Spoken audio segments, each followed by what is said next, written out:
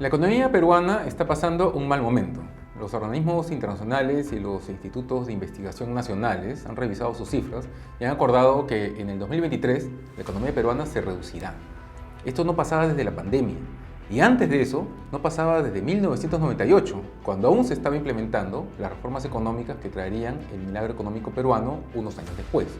Ni siquiera con la crisis financiera internacional caímos tan bajo. En ese entonces, el gobierno aprista tenía a un economista de peso como ministro de Economía.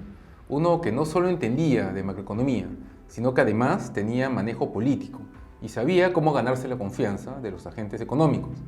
Un gobierno que no despreció al sector privado o lo excluyó de la toma de decisiones, sino que consideró sus aportes para diseñar las medidas necesarias para reactivar el aparato productivo cuanto antes y así minimizar las pérdidas, no incrementar la pobreza y mantener los niveles de empleo.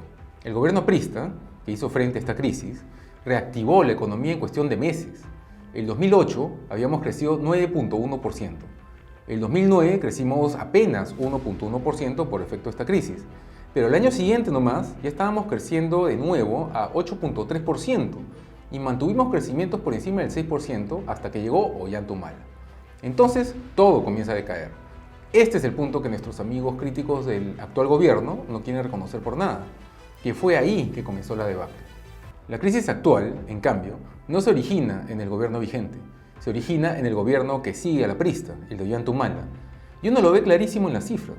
Como de costumbre, sus defensores dirán que se debe a que los precios internacionales de los metales cayeron, y que eso lo explica todo. Sin embargo, esos precios luego subieron, y el PBI peruano ya no se recuperaría jamás. ¿Cómo explican eso?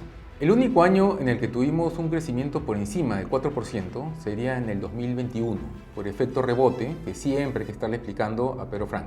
La variable de la inversión privada tiene un comportamiento similar. Con Alan García crecía a niveles de 20% anual. Claro, ese gobierno no era perfecto, por supuesto, pero se preocupaba por mantener una línea con el sector privado porque entendía que sin inversión privada no hay crecimiento económico y sin crecimiento económico no hay desarrollo. Luego vino el gobierno de Ollanta y la inversión privada crece cada vez menos. Es más, en sus últimos 2 años, la inversión privada se reduce. Eso ya tampoco se recupera. Ustedes digan lo que quieran, pero las cifras son bien claras. En el gobierno de Ollantaytamala se asesinó al milagro económico. Se pusieron regulaciones excesivas, se sacaron leyes populistas, se empoderaron a empresas públicas, se subieron gastos corrientes, etc. Lo que estamos viviendo hoy es la consecuencia de todo eso, que lleva años. Echarle la culpa de todo eso a unos cuantos meses de un gobierno mediocre es bien poco serio. Así nunca nos vamos a recuperar.